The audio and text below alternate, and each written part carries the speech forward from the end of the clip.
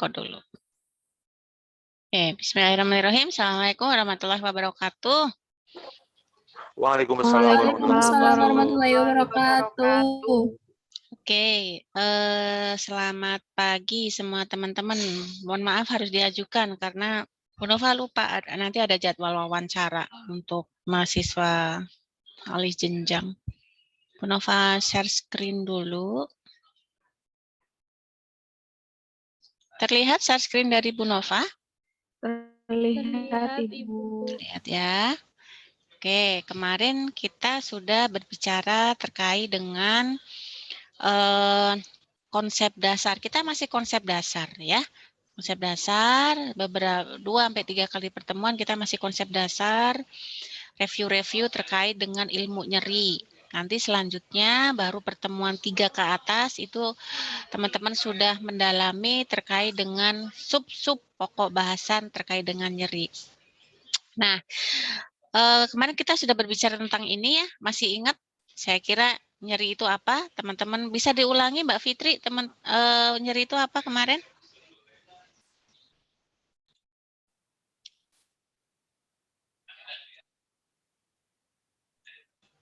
Suaranya kok nggak muncul, Mbak?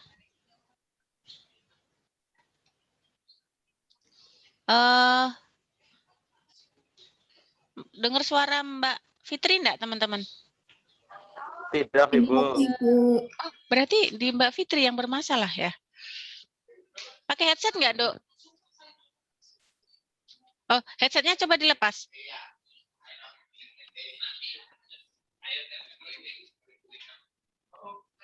Ini, oke, ini kedengeran.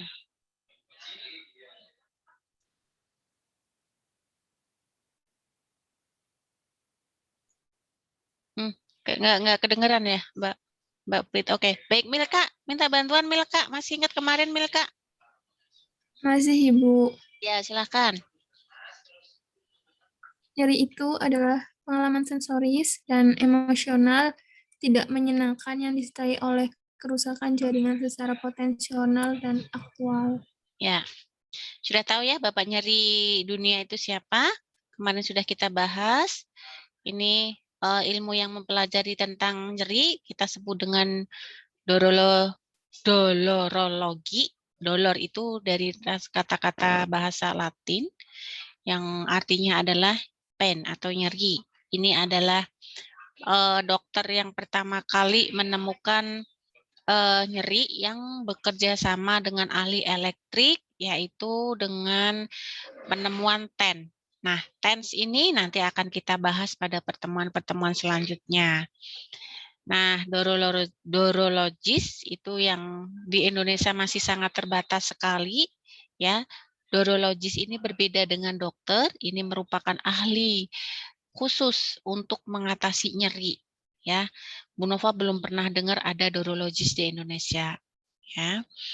Kemudian beberapa ini kemarin sudah kita bahas, sekarang kita akan bahas, ini kemarin sudah kita bahas juga, ini kemarin sampai di sini ya, bahwa sifat-sifat dari nyeri, sifat-sifat dari nyeri ada bersifat nyeri tajam, kemudian nyeri tumpul yang seperti apa, nyeri shooting pain seperti tembakan itu yang seperti apa. Biasanya nyeri tembakan itu dia bersifat lokalisasi atau satu tempat, satu lokasi ya.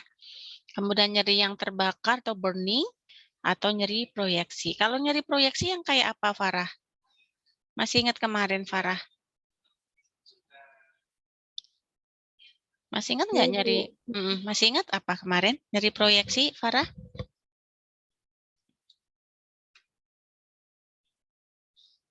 Nyeri yang menjalar, Ibu. Ya, pintar.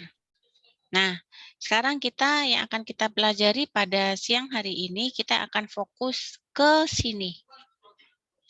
Teman-teman, mohon untuk 5 menit mencari atau membaca sekilas terkait dengan anatomi apa saja yang terlibat di dalam proses nyeri.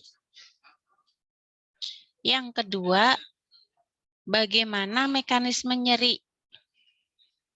Yang ketiga, bagaimana jaras mekanisme dari spinal dan perifer. Nah, nanti teman-teman akan bisa mengetahui sebenarnya mekanisme nyeri itu tidak hanya dari proses otak saja, tapi akan dimulai dari perifer. Nah, itu perbedaannya mekanismenya seperti apa? Silakan 5 menit saya berikan waktu teman-teman untuk mencari referensi. Sekilas saja. Silakan. Saya akan stop share dulu.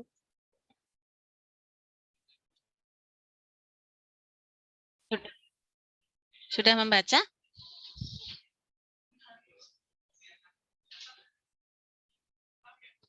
Mbak Dwi Atika sudah mencari referensinya, membaca terkait dengan mekanisme nyeri?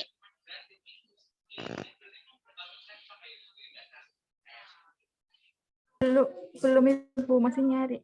Masih nyari? Sama sekali belum ketemu kata kuncinya? Yang nomor 2 sih paling Ibu, yang mekanisme nyeri sudah. Oke, silahkan Mbak. Benar Bu.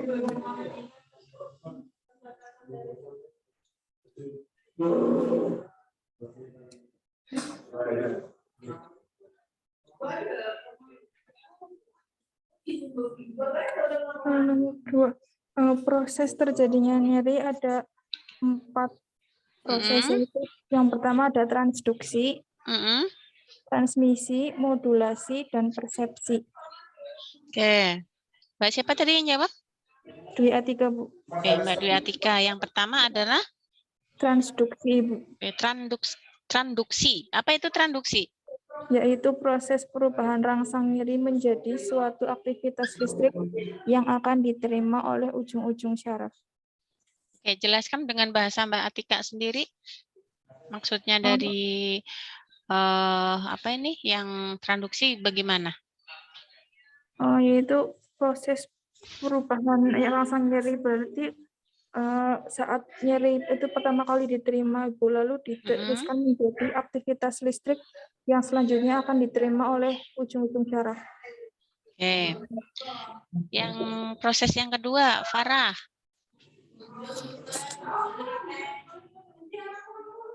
Farah udah ketemu yang kedua selain transduksi? Nanti Bu Nova jelas. Oke, silakan. Ini kan masih ilmu dasar nih.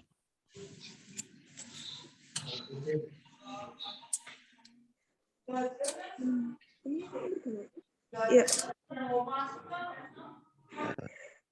Yang kedua ada transmisi. Transmisi itu apa? Impuls listrik. Proses penyaluran impuls listrik yang dihasilkan oleh proses transduksi sepanjang jalur nyeri. Apa bedanya dengan transduksi berarti? Kalau transmisi itu proses penyalurannya, kalau transduksi begitu ada stimulus langsung akan diterima oleh reseptor. Ya. Begitu ada stimulus, misalnya saya kena sengatan listrik atau saya dipukul, itu kan stimulus tekanan yang besar atau karena akibat pemukulan yang keras itu akan menyentuh reseptor. Nanti reseptor itu nanti akan mengeluarkan zat-zat vasoaktif, ya. Ada prostaglandin, kinin, ya, kemudian histamin dan lain sebagainya.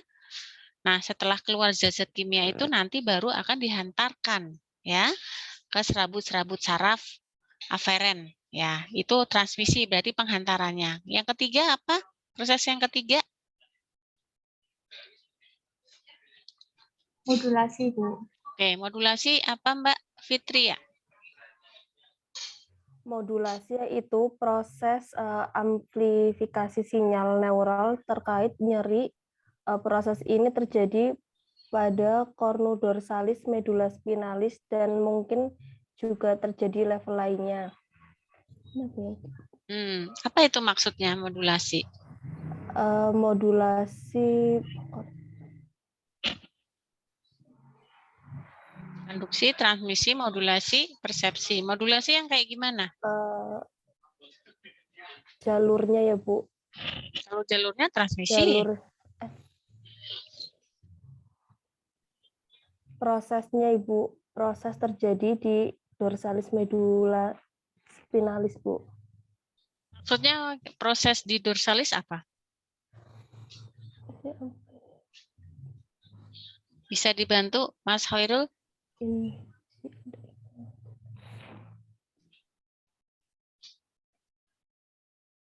Baik Ibu, untuk modulasi itu merubah sebenarnya Bu, merubah sinyal sensori nyeri itu yang terjadi di medula spinalis dan di otak Bu. Merubah jadi apa? Mempersepsikan Bu, jadi mengartikan bahwa itu rasa nyeri seperti itu Bu. Berarti di modulasi itu sudah ada persepsi nyeri belum? Sudah mulai membentuk persepsi nyeri Bu, untuk disimpulkan menjadi nyeri begitu Bu. Oke, terima kasih. Ada pendapat lain? Kalau yang persepsi berarti apa, Romantika? Proses terakhir saat stimulasi tersebut sudah mencapai korteks sehingga mencapai tingkat kesadaran. Untuk selanjutnya diterjemahkan dan ditindaklanjuti berupa tanggapan terhadap nyeri tersebut. Oke, berarti yang modulasi yang belum terjawab ya. Ada yang tahu modulasi itu yang seperti apa? Ini akan proses modulasi ini akan mempengaruhi misalnya antara Harnita dengan Dwi Atika. Harnita dan Dwi Atika ini Bu Nova akan pukul dengan rangsangan dan tekanan yang sama, tempat yang sama, dengan alat yang sama, pokoknya semuanya sama. Ya. Harnita dan Dwi Atika itu bisa merasakan respon nyeri yang berbeda. Ya, yang Harnita misalnya merasa sakit banget, yang Dwi Atika biasa-biasa saja. Tapi kalau dilihat dari karakteristik stimulus nyeri yang saya berikan itu sama. Nah, di modulasi ini ada hubungannya dengan respon yang nanti akan dimunculkan oleh seseorang tersebut. Kira-kira apa? Ada yang bisa jawab? Sistem analgesiknya Bu, masing-masing Ya. orang yang akan berbeda Bu. Oke, sistem analgesik yang masing-masing orang berbeda yang kayak gimana, Mas? Iya, sistem analgesik, terutama sistem analgesik endogen Bu, yang meliputi misalnya endorfin, serotonin, noradrenalin gitu, yang dapat menekan impuls nyeri. Ya, bagus ya, itu yang saya maksud. Jadi di modulasi ini sebelum dipersepsikan nyeri, sama kan tadi saya berikan pukulan nih atau cubit, saya cubit antara Harnita dengan Dwi Atika dengan tekanan yang sama, tempat yang sama, pokoknya semuanya sama. Nah, dalam merespon nyeri itu Harnita tadi mengatakan bahwa sakit banget, tapi Dwi Atika biasa-biasa saja. Itu salah satunya adalah akan dipengaruhi oleh keluarnya atau sekresinya hormon endorfin ya atau hormon endogen yang ada di dalam otak ya yang disekresi oleh hipotalamus ya dibantu dengan hipofisis itu akan mensekresi hormon endorfin. Ya, itulah mengapa bahwa nyeri itu disebut sebagai perasaan subjektif. Ya, kalau kita lihat faktor yang mempengaruhi nyeri itu kan bisa dari endogen, bisa dari eksogen. Kalau eksogen kemarin sudah sedikit kita bahas. Ada usia, ada jenis kelamin, ada pengalaman, ya. Kemudian ada apa lagi? Yang faktor eksogen atau eksternal, ya. Budaya Bu.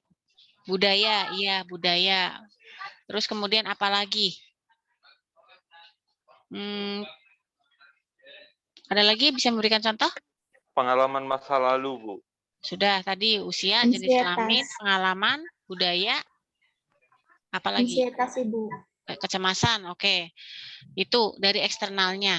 Tapi kalau dari internalnya, selain dipengaruhi oleh eksternal, itu akan dipengaruhi oleh endogen dari masing-masing individu. Ya, gitu. Misalnya sama-sama nih, dari usianya sama, jenis kelaminnya sama, pengalamannya sama, terus kemudian budayanya sama, rasnya sama, tingkat kecemasannya semuanya sama, tapi belum tentu respon yang yang direspon antara Harnita dengan Dwi Atika yang tadi saya berikan stimulus nyeri itu bisa sama karena tergantung dari tadi hormon endogen yang sudah dikeluarkan oleh hipofisis tadi ya gitu. Kita akan bahas satu persatu. Nah, ini kemarin ya sudah kita sampaikan bahwa nyeri menurut International Association for the Study of Pain ya, ini merupakan suatu perkumpulan internasional yang mempelajari semua tentang nyeri, bahwa suatu pengalaman sensorik dan emosional yang berhubungan dengan kerusakan jaringan atau stimulus yang berpotensi menimbulkan kerusakan jaringan. Ini kemarin sudah kita bahas mengapa disebut sebagai sensorik dan mengapa dikatakan sebagai emosional. Nah, kita akan membahas berikutnya terkait dengan mekanisme nyeri. Persepsi yang disebabkan oleh rangsangan yang potensial atau resiko dapat menimbulkan kerusakan jaringan itu disebut dengan nociception. Ya, jadi adanya suatu persepsi yang nanti ya, disebabkan oleh suatu rangsangan ya, yang nanti akan beresiko terjadi suatu kerusakan itu disebut dengan nociception. Makanya kenapa disebut nociception? Ception itu adalah suatu persepsi. Nocicep itu adalah diambil dari kata bahasa nociceptor. Ya, nociceptor itu adalah reseptor. Ya, reseptor khusus nyeri. Kalau kita tidak punya nociceptor, kita tidak bisa merasakan nyeri. Itulah mengapa nanti harusnya sudah Anda di anatomi fisiologi 2. Mengapa anestesi itu bisa mengurangi rasa nyeri? Mekanismenya kayak gimana? Yang diblok apanya? Apakah yang diblok reseptornya? Teman-teman udah tahu belum? Apa bedanya antara mekanisme nyeri anestesi lokal, spinal, dan yang general? Mekanismenya berbeda. Semuanya jenis anestesi jelas. Tujuannya adalah untuk mengurangi nyeri atau bahkan meniadakan nyeri. Tapi mekanisme antara anestesi lokal dengan anestesi spinal misalnya, saya akan memberikan kolaborasi injeksi regional, itu berbeda. Ada yang sudah masih ingat gimana perbedaannya? Karena akan berhubungan dengan ini, mekanisme nyeri yang sedang terjadi. Azah, ingat Azah?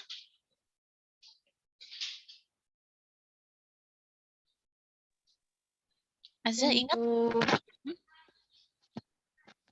Untuk anestesi regional yang diblok syaraf simpatis dan parasimpatisnya, Bu.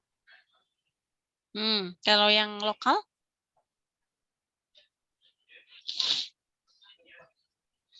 Kalau lokal, misalnya saya akan memberikan lidokain.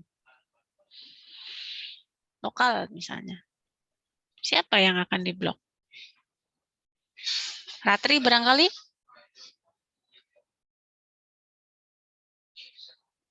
Masih ingat?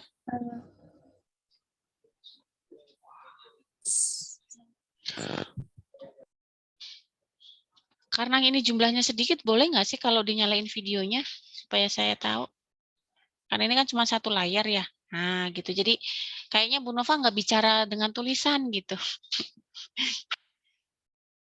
Kecuali kalau sedang ada di kamar mandi atau apa ya jangan ya. Atau aktivitas apa. Mas Khairul sedang off kan lagi di rumah. Sedang tidak pelayanan kan. Ya. Tidak, Yuk. Ibu, ini lagi di rumah ibu saya. Oh iya ya. Oke, yuk. Masih ingat bagaimana mekanisme kerja dari nyeri hilang akibat dari anestesi lokal? Bisa? Boleh saya jawab, Ibu? Oh, silakan boleh, Mas Amin. Iya, jadi untuk obat lokal anestesi itu kalau saya nggak salah baca itu memblok kanal ion natrium, Bu. Ya. Sebagai penghantar impuls nyeri itu. Betul. Apa bedanya dengan yang regional. Kalau yang regional dia akan ngeblok apa?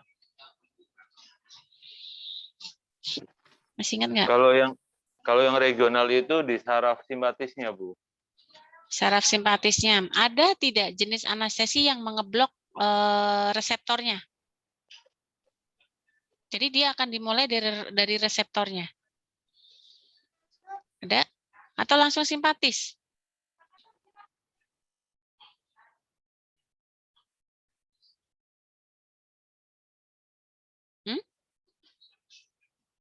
Ayo. Kalau yang saya kira kalau yang anestesi general saya kira kalian sudah tahu ya karena dia ke seluruh tubuh ya. Tapi di situ tetap ada mekanismenya ya. Kalau inhalasi itu berarti siapa sasaran utama yang akan diblok ya. Kalau dia pakai yang TIFA dia sasaran utamanya bagaimana mekanisme kerjanya saya kira kalian teman-teman udah pada tahu ya dulu di anatomi fisiologi 2 harusnya. Ya, jadi tadi sudah disampaikan oleh Mas Hoirul bahwa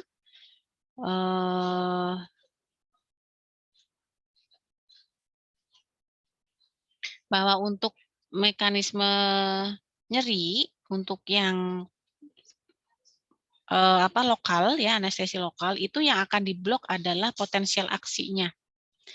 Ya, di dalam tubuh kita itu jelas di dalam sel itu ada yang namanya pertukaran kanal ion natrium ya, ion natrium dengan ion kalium ya. Semuanya dari ujung rambut sampai ujung kaki kita itu setiap sel itu supaya sel itu hidup secara biokimiawi itu ada yang namanya gerbang kanal ion.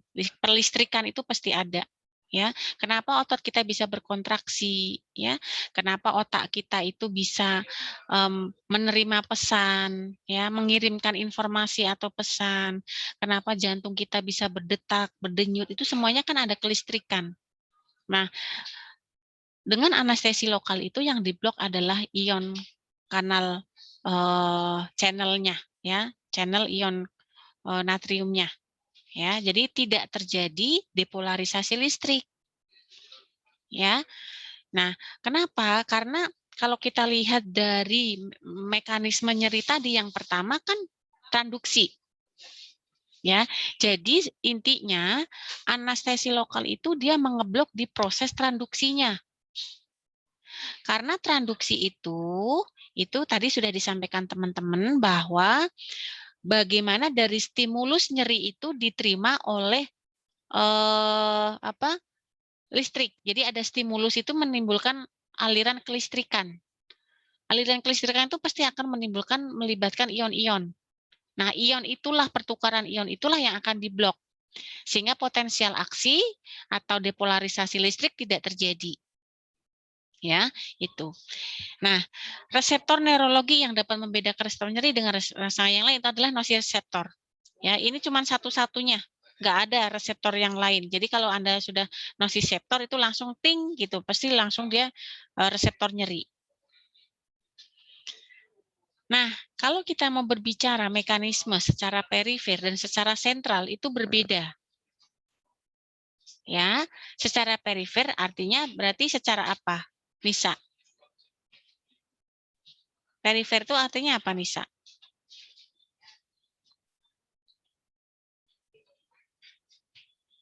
Apa, Nisa?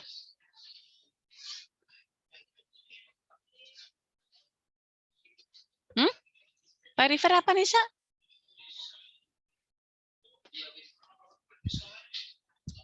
Nisa, dengar suara Bu Nova nggak, Nisa? Dengar, Ibu. Apa itu? Perifer itu apa? Milka, tahu Milka? Izin menjawab, Ibu. Ya, silakan. Saraf perifer atau biasa yang disebut dengan saraf tepi adalah sistem saraf yang terdiri dari sel-sel sensorik dan sel-sel motorik sistem saraf pusat, Bu. Ya. Ya. Jadi, makasih Mbak Ratri. Jadi perifer itu adalah tepi Apapun kita berbicara perifer itu pasti tepi. Saraf perifer berarti saraf tepi, gitu ya. Nah, mekanisme nyeri itu ada 2. Kalau kita mau secara fisiologisnya tadi yang sudah kalian sebutkan ada 4 proses. Dari proses transduksi sampai dengan proses persepsi. Kita akan bermula dulu dari mekanisme perifer dulu ya. Yang pertama, adanya rangsangan ya. Rangsang yang menyebabkan terjadinya nyeri itu disebut noxious. Ya, rangsang yang menyebabkan nyeri itu disebut rangsang noxious. Stimulus apapun itu disebut dengan noxious, ya. Dia akan dideteksi atau akan diterima oleh nociceptor. Pada saat, makanya orang-orang yang tidak bisa merasakan nyeri itu sudah bisa dipastikan nociceptornya kemungkinan besar itu dia terganggu. Artinya mungkin dia mengalami kerusakan. Entah karena luka bakar, entah karena ada luka kerusakan jaringan misalnya DM, ya. Kalau DM itu kan dia mengakibatkan neuropati. Ya, ujung-ujung sarafnya udah mati. Jadi mau digunting kayak mau diapa, ketusuk jarum, dia sedang jalan itu nggak kerasa. Ya, gitu. Kemudian nah, terkait dengan apa sih nociceptor? Saya minta tolong dibantuin untuk membaca, Arnita. Bacain nociceptor itu apa? Nociceptor adalah ujung syaraf aferen yang berakhir secara bebas membentuk jala pariterminal di bawah kulit dan alat tubuh yang lebih dalam, kurang lebih 1.300 per inci. Ya, jadi nociceptor itu dia ada dari ujung kaki sampai ujung rambut kita. Ya, dia merupakan ujung-ujung saraf aferen. Jangan kebalik dengan eferen ya. Kalau eferen, E itu ujung pangkal. Pangkal saraf. Itu eferen. Tapi kalau aferen dimulai dengan huruf A, itu adalah ujung saraf, permulaan. Ya, gitu. Jadi, nociceptor itu dia merupakan ujung-ujung saraf aferen yang berakhir secara bebas. Secara bebas itu ke seluruh tubuh ada. Ya. Di kulit kepala pun ada, makanya kalau Anda jitak kita sakit. Ya. Nah, terus kemudian dia membentuk seperti jala. Ya, jarak jala atau jaringan jala itu apa ya? Saringan itu loh, jala kayak jala untuk mencari ikan, intinya gitu ya, jala-jala. Dia berada di bawah kulit. Ya. Nah, tidak hanya di bawah kulit saja, ini juga terletak di organ dalam kita. Ya, entah jantung, kemudian organ pencernaan kita, semuanya ada nociceptor. Makanya nanti kita akan berbicara bahwa kenapa sih kalau nyeri tumpul atau nyeri abdomen itu bersifat dia tidak terlokalisir nyerinya. Akan berbeda dengan nyeri tajam. Ya, gitu. Nah, itu nanti kita akan bahas di pertemuan berikutnya. Nah, dia tugasnya, nociceptor itu tugasnya hanya mencatat keadaan berbahaya saja. Ya, kalau misalnya Mbak Ratri misalnya, Mbak Ratri dielus-elus, disentuh dengan sentuhan yang halus, nociceptor akan bekerja tidak?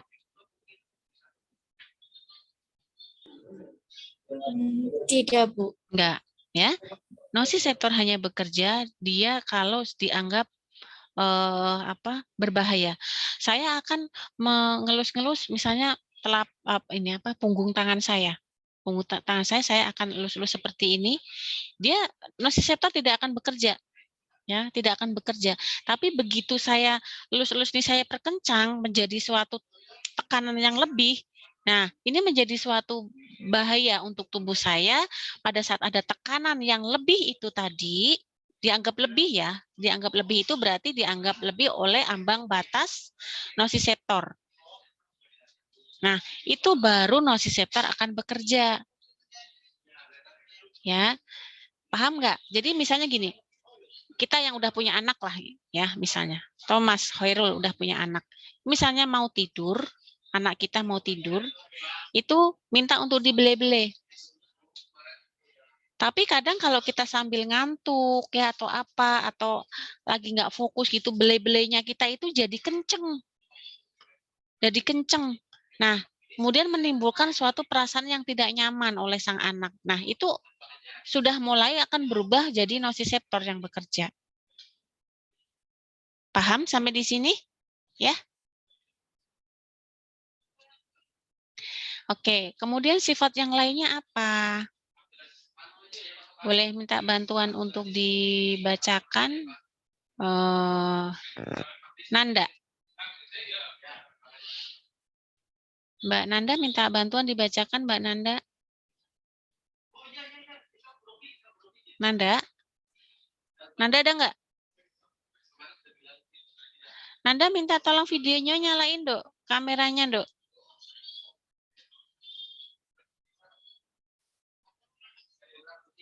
Mbak Nanda? Mbak Nanda ada nggak? Nggak ada kah? Oke deh, Farah deh. Nanda mana ini Nanda? Nanda udah ke RS-an belum, Dok, kamu, Dok? Oh, enggak ada di sini, Po. Dia ikut tapi enggak mendengarkan kali ya, Mbak Nanda ya? Ya, Bu. Oh, Mbak Nanda bisa minta bantuan di on-kan kamera, Mbak? Mana sih Mbak Nanda ya? Mbak Nanda, minta tolong on cam bisa nggak?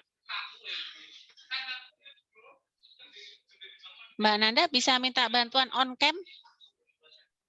Ibu, tapi maaf, Ibu, sinyal saya lagi jelek, Bu. Oh, lagi di rumah?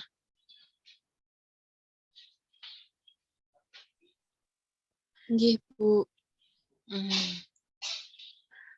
Oke deh. Saya minta bantuan ini deh, Romantika deh, Mbak. Minta tolong dibacain, Mbak. Mekanisme berikutnya atau perifer berikutnya. Kita masih berbicara nosiseptor ya, atau serabut saraf. Silakan, Mbak. Romantika. Tadi siapa ya? Ya, Romantika, minta tolong bacain, Mbak.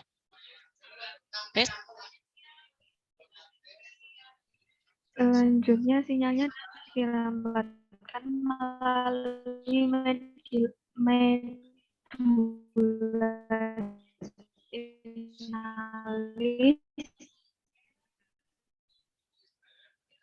Oh, terus putus dua ya? serabut kecil. Mielin Ya. 1-5 mm. Tak bermielin 0,5 sampai 1 mil. Serabut aferen primer bersinaps di substansia gelatinosa medula spinalis. Terus putus, Dok. Terus putus. Ya, saya bacain ya. Sinyal dari stimulus tadi itu dirambatkan ya atau dialirkan, dihantarkan melalui medula spinalis. Serabut-serabut kecil saraf di kita itu ada serabut saraf delta, ada serabut saraf C, ada serabut saraf substansi. Mohon maaf, Ibu. Ya. Kenapa, Dok? Tadi sinyal saya susah, Bu. Oh ya, nggak apa-apa. Ini sudah saya bacakan kok. Saya sekalian menjelaskan. Ya, jadi sinyal-sinyal yang tadi dari nosiseptor itu nanti akan dihantarkan melalui medula spinalis, ya. Tapi dia akan diterima dulu oleh serabut-serabut saraf. Serabut saraf yang berkaitan dengan nyeri itu ada serabut saraf delta dan serabut saraf C. ada juga serabut saraf substansi P. Ya. Diameternya sangat kecil banget. Ya, 1 sampai 5 mm dan yang C lebih kecil lagi, 0,5 sampai 1 mm. Nah, serabut saraf tadi yang kecil itu serabut saraf aferen ya. Jadi serabut saraf aferen itu ada serabut saraf delta atau delta A, ada serabut saraf C, ada serabut saraf substansi P ya. Itu dia akan bersinap. Teman-teman tahu nggak yang dimaksud bersinap itu apa? Masih pernah mendengar kata-kata sinap? Belum? Apa? Bersinap itu apa? Masih ingat? Belum, Ibu. Jadi kayak misalnya jari ini loh. Ini jari saya. Ini adalah serabut saraf A. Ini serabut saraf B. Ya. Ini dia nanti punya cabang begini. Ya. Ya, dia nanti akan menyatu dengan saraf yang lain atau dia akan berhubungan dengan neuron B. Misalnya ini neuron A, dia nanti ini neuron B, dia akan menyatu begini, itu bersinap. Ya, join tautan antara satu neuron dengan neuron yang lain, itu namanya sinap. Ya, gitu. Nah, ini adalah jarasnya. Ini saya ambil di buku ya. Nah, ini jarasnya. Noxious tadi sudah tahu ya, noxious apa? Adanya suatu stimulus nyeri ya, atau stimulus yang menyebabkan nyeri itu disebut noxious. Noxious itu nanti akan diterima oleh nociceptor, ini serabut-serabutnya ya. Diterima oleh serabut saraf aferen, ada serabut saraf delta A, ada serabut saraf C, serabut saraf substansi P, pokoknya akan diterima di sini. Nanti akan muncul reaksi pengeluaran zat-zat kimia, ya. Setelah zat-zat kimia vasoaktif seperti bradikinin, kinin, kemudian prostaglandin itu keluar, ini akan noxious ini akan dihantarkan ke medula spinalis, ya. Di sini medula spinalis nanti akan diterima, ya, akan diterima, diolah di sini, dihantarkan ke otak atau ke korteks. Intinya seperti itu. Sangat-sangat cepat sekali atas kedipan mata kita. Ya, sebenarnya prosesnya di sini panjang banget ya, tapi ternyata bisa langsung direspon oleh otak kita bahwa itu ada nyeri. Makanya kalau misalnya kita berjalan, kemudian kita ada terinjak misalnya jarum, kita spontan kan, gerakan spontan atau refleks. Nah, saya kira teman-teman sudah tahu bagaimana refleks itu mekanisme kerjanya seperti apa, saya kira tidak perlu saya ulang lagi. Nah, ini yang tadi kita bicarakan. Ya, rangkaian suatu proses perjalanan yang menyertai antara kerusakan jaringan sampai dirasakannya nyeri, saya ulangi, rangkaian proses perjalanan yang menyertai antara kerusakan jaringan, jadi proses perjalanan dari rusaknya jaringan sampai muncul nyeri itu disebut dengan proses elektrofisiologis. Wajar. Makanya tadi saya bilang bahwa salah satu mekanisme kerja dari nyeri itu kan ada proses transduksi. Proses kelistrikan terjadi di sini.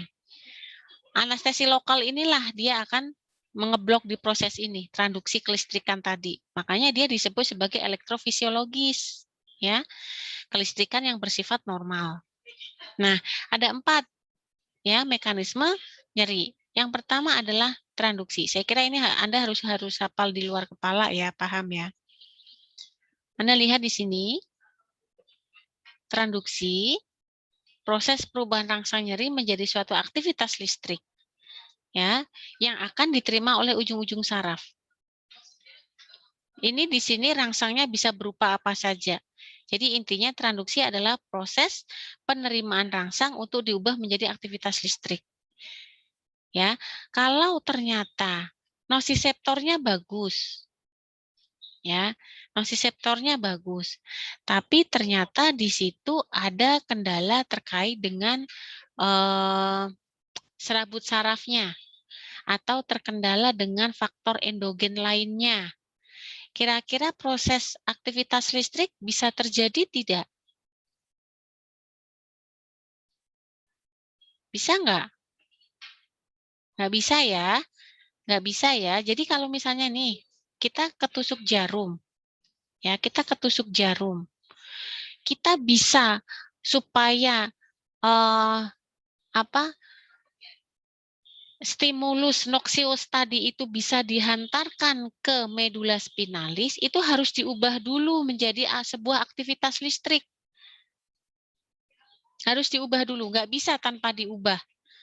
Ya, nah, bagaimana pengubahan dari respon noxious ke aktivitas listrik? Itulah yang tadi saya sampaikan. Kalau Anda lihat di sini, ada suatu zat-zat kimia yang dihasilkan. Paham sampai di sini? Ya, saya ulangi, transduksi proses perubahan rasa nyeri menjadi suatu aktivitas listrik. Ya, ketusuk jarum ya di tangan misalnya sedang jahit. Ya, di situ ada nyeri ketusuk jarum. Nah, nyeri itu harus saya bisa merasakan nyeri ya karena memang responnya nyampe di otak.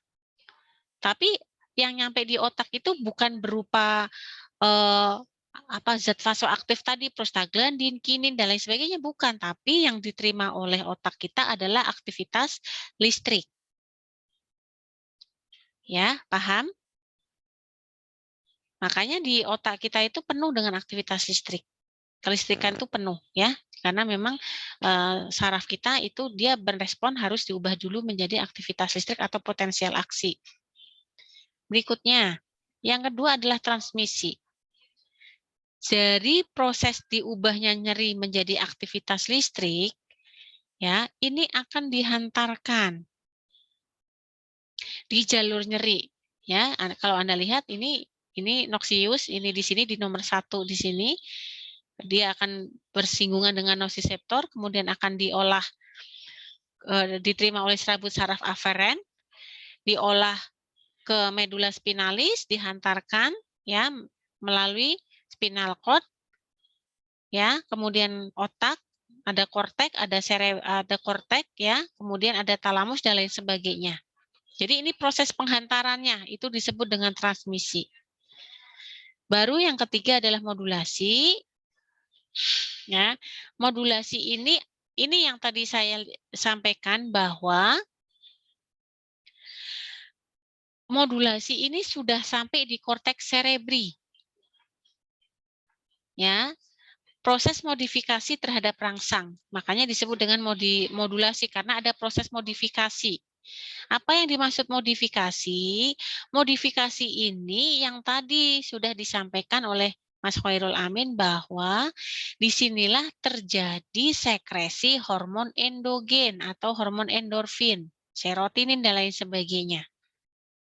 Ya, nah modifikasi ini dapat berupa peningkatan, bisa dapat berupa penghambatan, tergantung dari tadi zat yang disekresikan. Kalau misalnya banyak endorfinnya, ya berarti dia akan bisa menghambat nyeri lebih parah, gitu ya. Tapi kalau misalnya hormon endogennya itu dia sedikit, dia akan terjadi peningkatan nyeri yang banyak. Ya, atau meningkat. Itu modulasi. Nah, baru yang berikutnya adalah proses persepsi. Ya, diterjemahkan dan ditindaklanjuti sebagai suatu tanggapan adanya respon nyeri. Sampai di sini ada yang mau ditanyakan dari proses nyeri? Mohon maaf Ibu, saya dalam perjalanan nanti kemungkinan saya kehabisan baterai Ibu. Oh, nggih, monggo saya Pak. izin Ibu. Mohon maaf Ibu. Ini lagi di perjalanan. Terima kasih Ibu. Monggo saya Pak. mengikuti sampai saya habis baterai Bu. Monggo terima Pak. kasih. Di-off-kan saja Om Kem Pak, biar ini. Oke ya, ini adalah ciri-ciri dari masing-masing serabut saraf. Serabut saraf aferen, ya. Apa sih ciri-cirinya dari serabut saraf eferen untuk beta? Bagaimana dia menerima noksiusnya? Bagaimana alfa delta untuk menerima noksiusnya? Bagaimana serabut C atau substansi C tadi menerima sarafnya? Ada juga substansi P ya, gitu. Nah, ini bisa kalian pelajari ya. Yang beta itu konduksi paling cepat. Jadi kalau misalnya ada respon noksius masuk, ya diterima oleh serabut eferen beta, itu dia yang paling cepat berespon, paling cepat mengirimkan pesannya. Itu yang beta. Ya, dia tidak mentransmisikan sensasi nyeri. Ya, dia tidak mentransmisikan sensasi nyeri, tetapi dia lebih ke arah apa? Lebih ke arah sentuhan, ya, sentuhan ringan, baik itu tekanan dan pergerakan rambut, ya. Jadi dia lebih ke arah nyeri yang bersifat ringan atau sentuhan ringan, ya. Jadi noksius yang kita terima itu noksius yang kita terima itu nanti akan tergantung dari ini. Jadi kalau misalnya kita menerima sentuhan, ya misalnya dielus-elus gitu ya punggung tangannya, itu yang menerima nanti alfa beta. Tapi kalau misalnya saya tusuk jarum, jari saya tusuk jarum, itu nanti yang menerima serabut sarafnya alfa delta, al delta. Gitu ya. Nah, kalau misalnya ternyata saya kejedot, ya saya kebentur, kemudian rasanya nut gitu misalnya kepala saya, ya itu yang menerima adalah serabut saraf C. Understand sampai di sini? Paham ya? Jadi masing-masing serabut saraf aferen ini itu berbeda dalam menerima, dia udah punya tugasnya masing-masing. Ya, kalau misalnya saya ditusuk jarum, atau misalnya saya sedang jahit, kemudian jarumnya tidak sengaja melukai tangan saya, jari saya, bukan alfa beta yang bekerja untuk menerima noksius saya, tapi yang bekerja adalah delta. Saya kejedut, ya nut, atau misalnya saya kebentur misalnya perutnya, gitu ya, sehingga menimbulkan nyeri tumpul. Itu bukan beta, bukan delta, tapi yang akan menerima adalah serabut saraf aferen yang tipe C. Paham ya? Itu. Sampai di sini ada yang mau ditanyakan? Jelas ya? Nah, ini mekanisme sepertinya seperti ini. Ini yang dimaksud dengan dorsal horn. Dorsal horn itu medula spinalis kita bentuknya, lengkung refleks ya. Kita bentuknya seperti ini. Jadi ini adalah serabut-serabutnya alfa beta, alfa delta, ya, kemudian serabut saraf C. Nah, kenapa tadi bahwa serabut saraf aferen beta itu dia melakukan transmisinya lebih cepat? Karena secara anatomi itu juga dia mempunyai diameter yang paling lebar dibanding dengan yang lain. Ya, gitu. Nah, kalau Anda lihat yang C, ini C kan tadi berespon terhadap nyeri apa? Masih ingat Benda Hardita? tumpul. Ya, benda tumpul ya. Kalau yang delta tadi berespon terhadap nyeri yang apa? Tajam.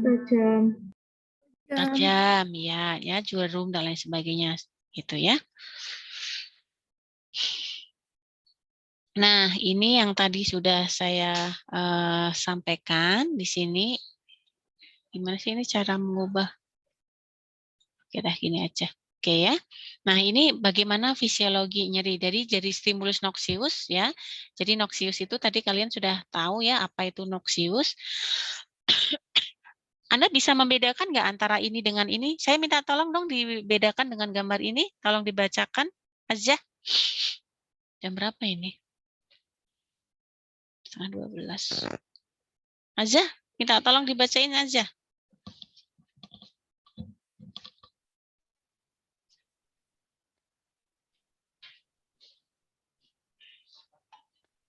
Untuk yang sebelah kiri itu nucleus stimulus. Terus gimana prosesnya nih? Ayo, prosesnya gimana?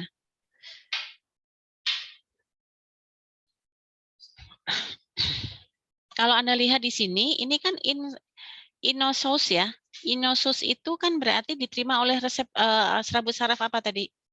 Kalau ini kan nosius. Alfa beta, Bu. Ya, nosius itu kan nyeri nih. Anda lihat di sini ada pain ya. Kemudian inosius ya. Inosius itu dia bukan sensasi nyeri yang dimunculkan ya, tapi sensasi yang seperti sentuhan ya, perabaan, tekanan ringan itu di sini ya. Nah, baru di sini begitu Anda lihat di sini ada grafiknya. Begitu first pain ya, kalau kita ukur kayak misalnya seperti gambaran ada suatu alat tertentu yang khusus untuk mengukur tingkat nyeri seseorang ya, itu ada ya. Nah, saya nggak tahu di Rumah Sakit Margono katanya ada sih, cuman katanya rusak karena lama nggak dipakai, tapi ada ya di situ.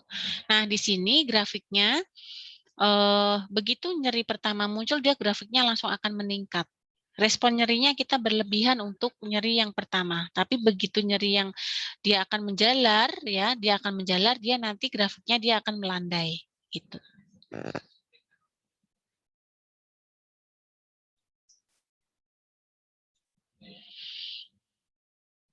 Nah, Anda tadi sudah tahu ya spinal dorsal horn ya.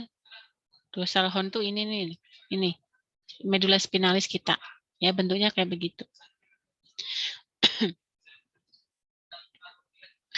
Nah, ini saya kira untuk mekanisme spinal ya. Sinaf pertama dalam somatosensoris ya. Jadi mekanisme spinal itu akan dibagi menjadi beberapa tahapan sebetulnya, tapi intinya adalah sama. Jadi kalau mekanisme spinal itu dia sudah akan nyampe di sini. Ya, dia sudah akan sampai di dorsal horn. Ya. Kemudian ini tadi sudah ya secara bla bla bla bla, serabut saraf C berakhir di permukaan lamina yang paling superficial. Saya kira ini tidak perlu Anda pelajari secara detail ya. Intinya adalah yang tadi sudah saya sampaikan. Anda tidak perlu berbicara tentang dari kolateral ke lamina 1 dan lamina 3 sampai lamina 5. Kemudian setelah itu akan berakhir pada lamina 3 dan 5 di bagian dalam, itu tidak perlu ya. Ini hanya proses secara anatomi tapi lebih detail ya. Yang penting Anda tahu secara garis besarnya tadi, secara fisiologinya dari adanya nosius diterima oleh siapa, akan muncul apa, dihantarkan kemana, kemudian sebelum persepsi nyeri muncul itu akan ada apa dulu yang dikeluarkan ya, ada hormon endogen tadi. Nah, itu minimal itu kalian sudah tahu. Ya, ini adalah anatomi dari masing-masing yang sudah kita sampaikan tadi ya. Ini makanya alfa beta ini dia mempunyai kolumna-kolumna. Alfa masing-masing dari ini kan melekat ya. Ini kan melekat di organ bawah. Kalau misalnya di kulit ya, ya ini dia di atas di bawah kulit ini dia akan melekat. Alfa beta ya, dia bentuknya seperti ini ya. Kemudian ini alfa delta, kemudian dia substansi C ya di sini. Dia masing-masing mempunyai kolumna 1 sampai kolumna 7. Itu ruang 1 sampai ruang 7. Ya. Nah, ini kalau kita lihat ini yang bagian atas kursor saya nggak tahu di bagian kanan pojok ya, itu ada diameter 400 mikro. Ya, 400 mikro. Ya, inilah serabut saraf afren kita yang nempel di ujung-ujung kulit kita, di bawah kulit kita. Seperti ini ya, kalau kita lakukan pemeriksaan mikroskopik. Nah, ini adalah bagian otak atau bagian dorsal dari medula spinalis kita. Ini yang tadi dibilang, yang gambarnya ini. Nah, ini ya dorsal horn ini kalau kita gambar secara nyata itu dia bentuknya seperti ini. Ya, saya kira Anda tidak perlu ini ya, yang ini untuk pengetahuan Anda saja. Nah, ini adalah di dorsal horn kita ya, atau di medula spinalis kita itu memiliki macam-macam kolumna tadi, ruang-ruang kolumna tadi. Ya, ada ruang-ruang kolumna tadi. Kolumna 1 misalnya dia ke arah nociceptor yang ada hubungannya dengan panas. Ya, jadi kalau misalnya kita kena ada rangsangan noxious panas, kena api, berarti nanti dia akan dikirimkan ke kolumna 1. Misalnya begitu. Kolumna 2 dan 3 ya, dia akan melibatkan serabut saraf C. Nanti dia akan berespon terhadap nyeri akibat suhu ya atau panas dan karena zat-zat mekanik. Dan seterusnya ada kolumna 3, dia berespon terhadap apa ya. Kemudian sampai dengan kolumna ke berikutnya, ke-5 sampai ke-7. Nah, ini bagian-bagian lapisan-lapisan dari medula spinalis kita sebenarnya. Mungkin Anda tidak perlu sampai sedetail ini ya. Tapi yang jelas ini adalah beberapa bagian dari anatomi yang terlibat dalam proses nyeri kita. Oke, ini jaras secara lengkapnya. Jaras secara atau jalur mekanisme nociceptif ya atau jalur mekanisme nyeri itu muncul yang nanti akan diterima oleh korteks cerebral kita. Ya. Nah, perbedaan antara yang spinal dorsal horn dengan yang dorsal columna nucleus di sini apa? Kalau yang dorsal horn yang ini, yang tadi itu, ya, yang ini, ya, ini dia akan dikirimnya proses nyerinya dia melalui tahapan ini ya sampai ke talamus bagian tengah, ya, kemudian nanti akan diterima di cerebral korteks cerebral. Tapi kalau yang dia bagian diterimanya di bagian dorsal, ya, dia nanti akan ke talamus bagian samping, ya.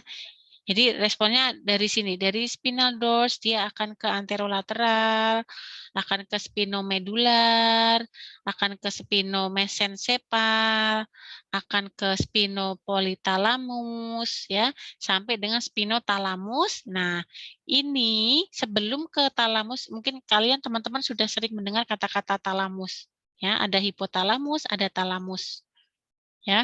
Ini akibat prosesnya di sini banyak bagian-bagian yang dilalui sampai dengan nanti dia akhirnya ke korteks cerebral ya gitu. Nah, ini sama ya jarasnya dari reseptor. Nah, noxious tadi akan diterima oleh reseptor, akan keluar zat-zat vasoaktif seperti prostaglandin, kinin, histamin ya. Kemudian dia nanti akan dihantarkan ke medula spinalis di sini.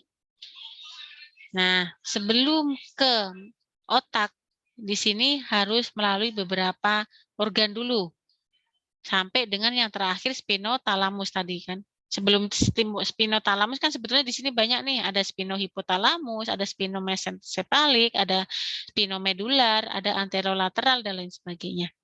Singkatnya adalah begini. Ya, jadi akan diolah medula spinalis, kemudian dia akan dihantarkan ke korteks cerebral melalui spinotalamus, medula, dan otak bagian tengah atau midbrain, baru di sini akan diolah oleh otak ini berupa apa, nyeri apa. Nah, kemarin sudah saya sampaikan, jadi kalau Anda ditanya, anatomi apa sih yang terlibat dalam nyeri, Anda jawabnya apa? Bisa minta bantuan saya? Ini Nanda nggak ada ya? Ini hanya 9 orang.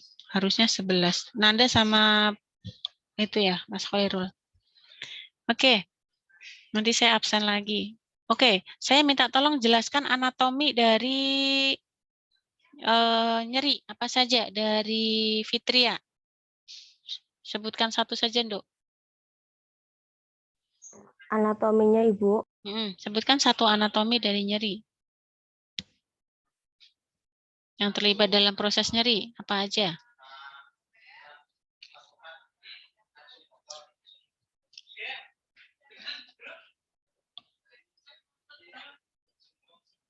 Apa, Mbak Fitria?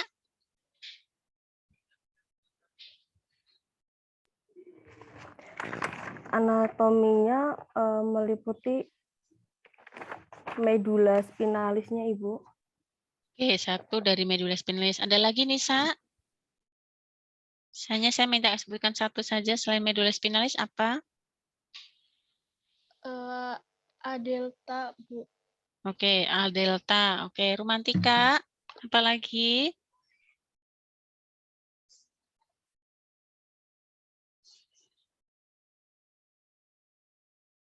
Apa Romantika?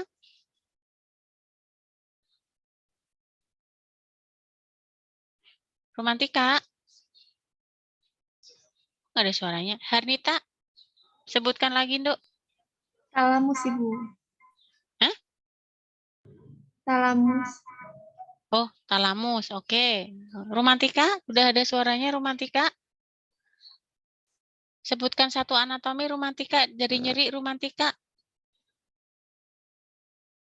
Nggak berespon. Milka?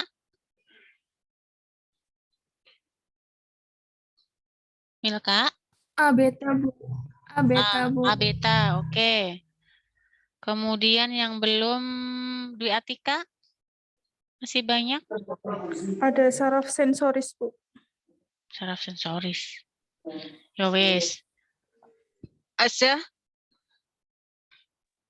Yang utama saraf perifer. Saraf perifer itu kan terdiri dari tadi A delta, A beta, serabut C, itu kan serabut saraf itu.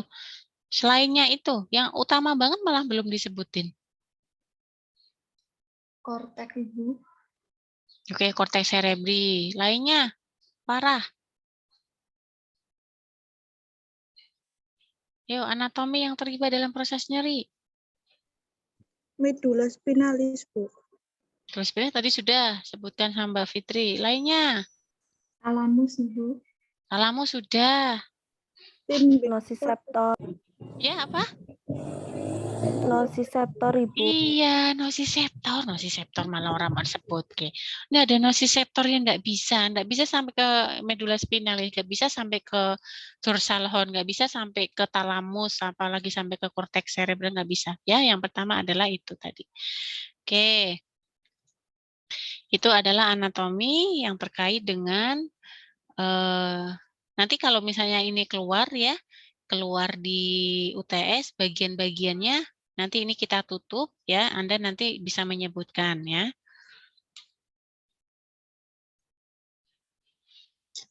Nah, sekarang kita akan berbicara tentang modulasi. Ini yang tadi sudah Bu Nova sebutkan di awal. Masih tahu ya modulasi, masih ingat nggak? Nanda masih ingat nggak Nanda? Modulasi itu yang kayak gimana Nanda?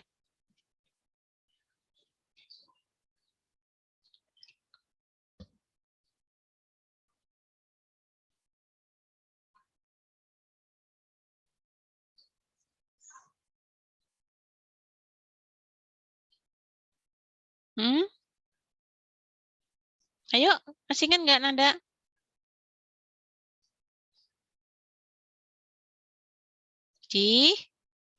Nanda? Milka deh. Proses yang terjadi Oh ya, Nanda, ayo. di kornodorsalis. Proses yang terjadi di?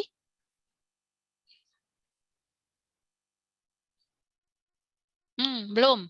Yuk, Azza, barangkali bisa bantu Azza? Kornodorsalis. Azza, oke. Perubahan Makasih, respon nyeri. perubahan respon nyeri yang dihambat oleh analgesik endogen, Bu. Ya, ingat loh ya. Modulasi ini proses yang keberapa tadi? Yang ketiga, Ibu. Modulasi proses yang keberapa? Ketiga. Yang ketiga. Ketiga ya.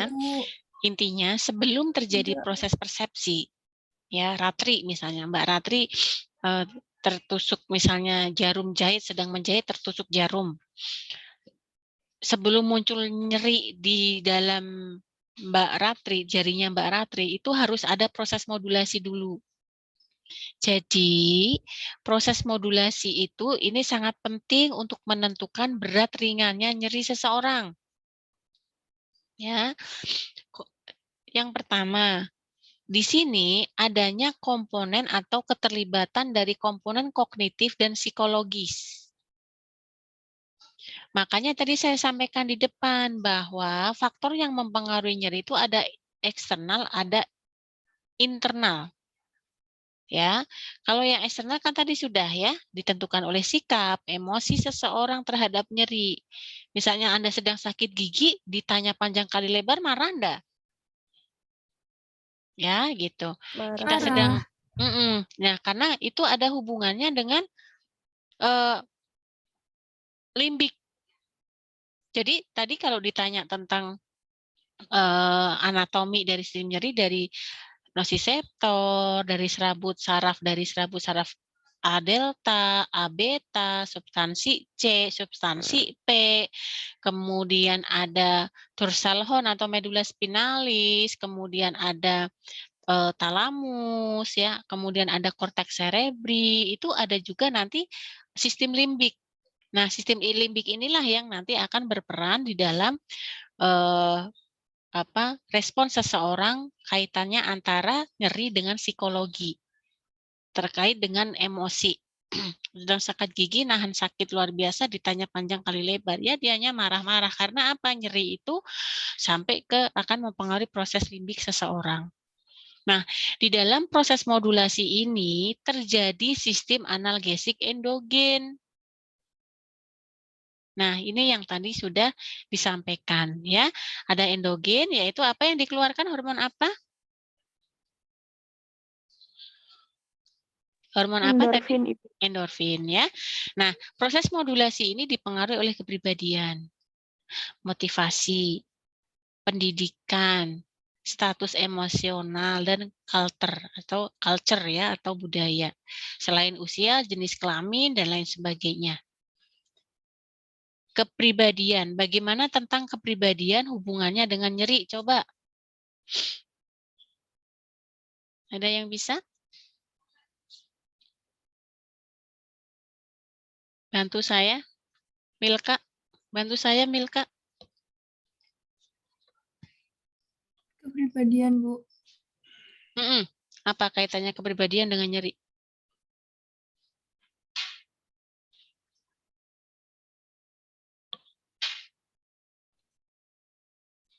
Mungkin kepribadian seorang pengontrolan nyerinya beda-beda. Iya, maksudnya yang kepribadian yang kayak gimana nih mempengaruhi nyeri gitu maksudnya.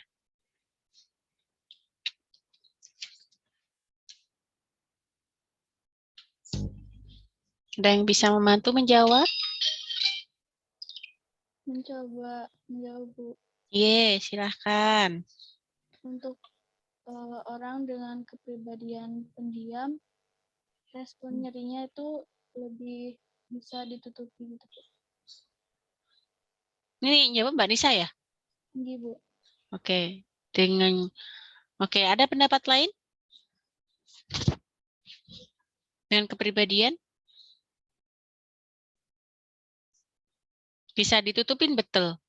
Tadi yang disampaikan oleh Mbak teman kita, itu kepribadian dengan introvert, dengan ekstrovert, atau dengan tipe A dan tipe B itu berbeda dalam menanggapi nyeri. Ya, jadi kalau kita mau berbicara kepribadian itu kan ada yang kalian sudah berbicara tentang psikologi ya? Atau karakter bleeding ya kemarin ya? Nah, coba bisa dijelaskan terkait dengan kepribadian. Ada berapa tipe kepribadian?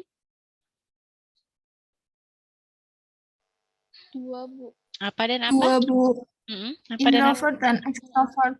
Oke, introvert dan ekstrovert. Kaitannya dengan nyeri bagaimana? Ada pernah mengenal tipe kepribadian A dan B enggak? Pernah mendengar itu enggak? Pernah, Bu. Oke, apa yang Anda kenal dengan tipe kepribadian A dan B, Mbak?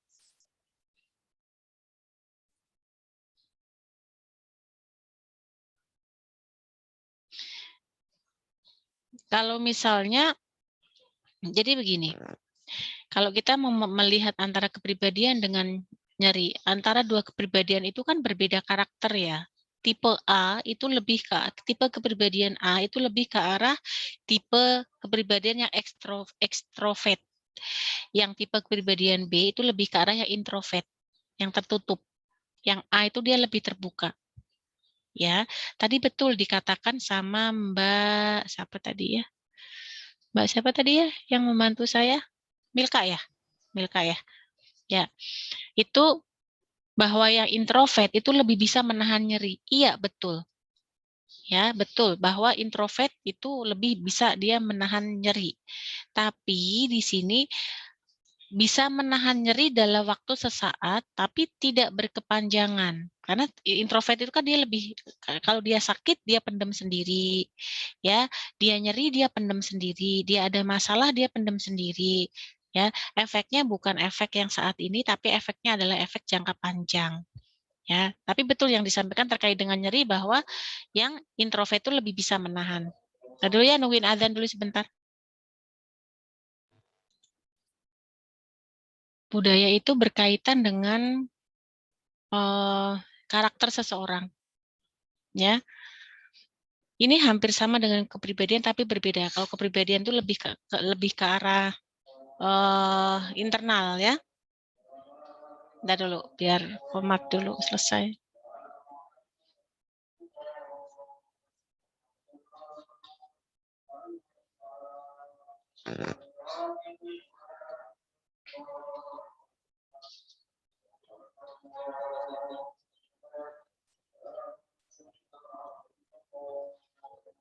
Ya, jadi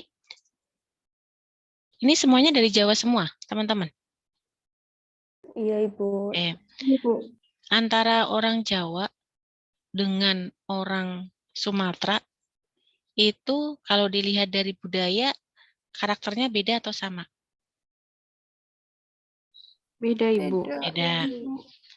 Apa yang bisa Anda amati terkait dengan dua budaya Sumatera dengan Jawa? Dari kepribadiannya, dari sikapnya, dari sifatnya, Bu. Ya, seperti apa secara garis besar? Kalau orang Jawa biasanya lembut, Ibu. Lembut, Lemah lembut. penyabar, ya, bekerja keras, ya, dibanding dengan misalnya adat yang lain. Nah, itu perilaku-perilaku budaya yang sudah terbentuk sejak dia kecil yang berada tinggal di budayanya atau di daerahnya itu akan mempengaruhi terhadap ambang batas nyeri seseorang. Itu yang dimaksud budaya, kaitannya antara budaya dengan nyeri, gitu ya. Oke, teman-teman sudah menunjukkan pukul 11.59 karena waktu kita hanya 2 jam saja untuk pertemuan pertama dan kedua, sehingga kita cukupkan sampai di sini. Nanti recording ini nanti bisa kita upload di Skalsa. Untuk di Skalsa belum saya anukan attendance-nya ya, attendance atau presensi saya melalui langsung pertemuan ini Zoom. Kalau yang dosen nanti yang mau recordingan bisa dengan attendance. Nanti akan saya buat. Oke, begitu teman-teman. Ada yang mau ditanyakan? Mohon maaf Ibu, untuk RPP-nya belum di-upload nih Bu? Sudah Bu Nova upload kok. Baik, Bu. Kemarin sudah Bu Nova upload ya. Nanti materi ini juga Bu Nova upload sekali ya. Oke, gitu ya. Nggak ada yang ditanyakan terkait dengan nyeri? Maaf Bu, izin mau bertanya. Oke. Untuk jadwal sama RPP tidak sinkron. Sinkronnya di mana? Maksudnya gini, Bu, kalau di jadwal dari Senin, penyakit Selasa, Rabu. manajemennya ini iya Senin, Selasa, Rabu, Bu. Di RPP Senin sama Rabu. Oke, itu gimana, Bu? Jadi begini, semuanya pun tidak hanya di kelasnya Anda, jadwal yang sudah ditentukan di prodi tidak semuanya akan terpakai. Ya, jadi jadwal yang Anda akan lihat itu adalah jadwal yang sudah disesuaikan yang Anda lihat di RPP. Ya, jadi kalau misalnya jadwal prodi nih menyusun jadwalnya manajemen nyeri 1 minggu 3 kali, tapi yang terpakai hanya 2 saja. Ya berarti ya 2 itu yang ngikutin, pokoknya ngikutinnya di RPP. Patokannya untuk semua mata kuliah Anda ngikutinnya di RPP, ya bukan di jadwal prodi. Itu hanya pengalokasian aja. Nanti koordinator akan menentukan mana yang akan dipakai, itu adalah koordinator. Begitu ya, jelas ya? Jelas, Bu. Terima kasih, Ibu. Oke, cukup? Ada lagi? Cukup? Baik. Kalau cukup, saya akhiri. Selamat siang, selamat beristirahat. Yang menjalankan sholat duhur, silakan sholat duhur. Mohon maaf lahir batin. Wassalamualaikum warahmatullahi wabarakatuh. Saya mohon izin live ya. Waalaikumsalam warahmatullahi wabarakatuh. Terima kasih, Ibu. Terima kasih, Bu. Terima kasih, Bu.